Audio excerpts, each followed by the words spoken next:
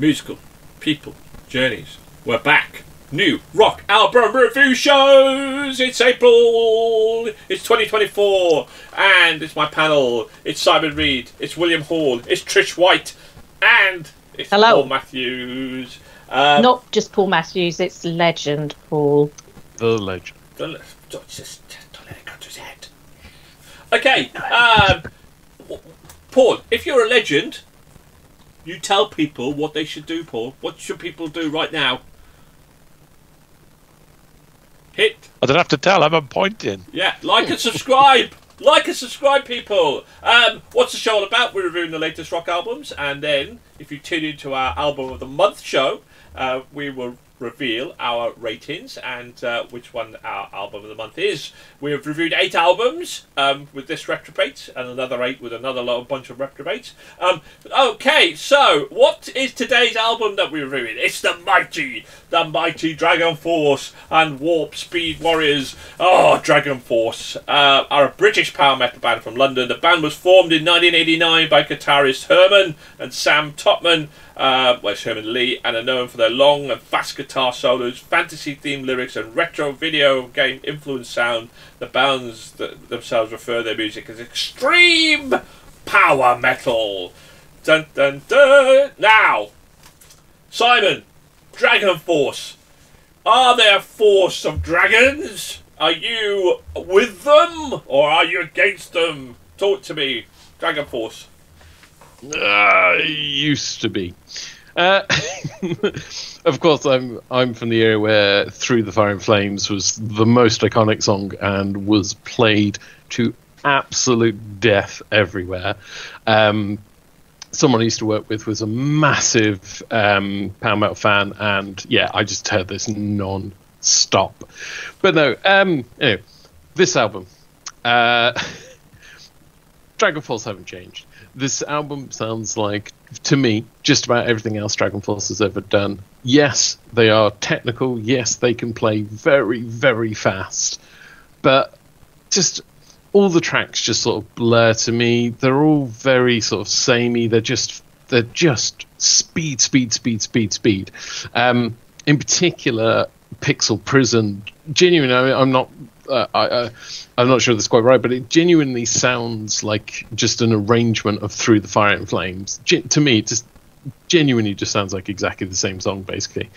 I harp on about it, but really, if they ever do a compilation album, they need to borrow from Dream Theater, and they can just title it Our Greatest Hit and 31 Other Tracks, because that's unfortunately all they're known for. And I just feel like they're just trying to chase that glory in everything they've ever done since. And unfortunately for me, it just completely whiffs on this album. Please don't liken them to Dream Theater, the most lethargic band. In comparison, it could be more chalk and cheese. Now then, Trish, talk to me. Dragonforce. Is this your first full album of Dragonforce? Have you just... Yeah, okay. Yeah, I think it is, actually. I've heard some of their stuff before, but anyway, this is Dragonforce doing what they do best, sticking to the sound they're known for and bringing the party to the table. And boy, they do that with the track Doomsday Party. I absolutely loved it. How anyone can't and not dance to this track is beyond me. But apart from that, there was no other standout track or songs to keep me engaged in the album, as that track just grabs your attention slap bang in the middle of the album. Tracks either side of this are fun and telling a story which adoring fans will love, but there just wasn't enough on this album to make it a keeper for my music library. That doesn't mean I didn't enjoy it, as it was a good listen. So, now, probably the biggest Dragonforce aficionado I know, William Hall. Now, come on, William. Put the flag up here, surely.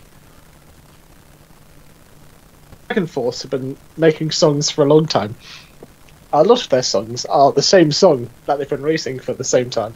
I mean, it's Dragonforce do one thing, and it's they play music really quickly and really fast. And after a while, it just sounds the same, right? It's no different and no more special than the very first Dragonforce album. Again, like they wrote "For and Fire in the Flames." It's great. It's funny. The one redeeming feature for this album is it's just really fucking stupid. I don't know what Sam Topman is as a human, to be honest. I don't think many people do. He writes the weirdest lyrics. Like the first song is just like, oh look, just Necrons, weird space fleets. Then like, oh, let's sing about Legend of Zelda instead now. And then, oh, let's do a song about Space Marines and the Blood Ravens, which I mean, it gets extra points because the Blood Ravens are my boys. We love them. Best Space Marines. But it's just Dragonforce. If you like hearing Herman Lee play his guitar very fast and Sam Topman playing his guitar very fast and vocals singing high pitched and power metal, then you'll love it. But it's no better or no more special to me than any other Dragonforce album. It's Dragonforce. It's not bad. It's not great. It's average, above average in terms of music as a whole. But it's still just what it is, isn't it? Paul. Well, I know, right? Yeah. When I was writing my note, I put down that there was some of us that look forward to listening to British power band Dragonforce with relish. That doesn't seem to be the case, and unfortunately, I'm not one of them. There's a new trend in the underworld of music of playing songs like Boney M's Rasputin at double, triple, and quadruple speed. I don't know how long it'll take to hit the mainstream, but it's going to arrive on the scene sooner or later. For me, it's interesting, but the message of the original song gets lost.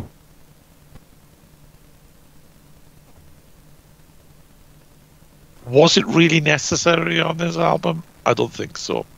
I found the music on Warp Speed Warriors to be fine, but the lampoonish attitude and the nasal singing turns this latest album from being a giggle into a despairing groan.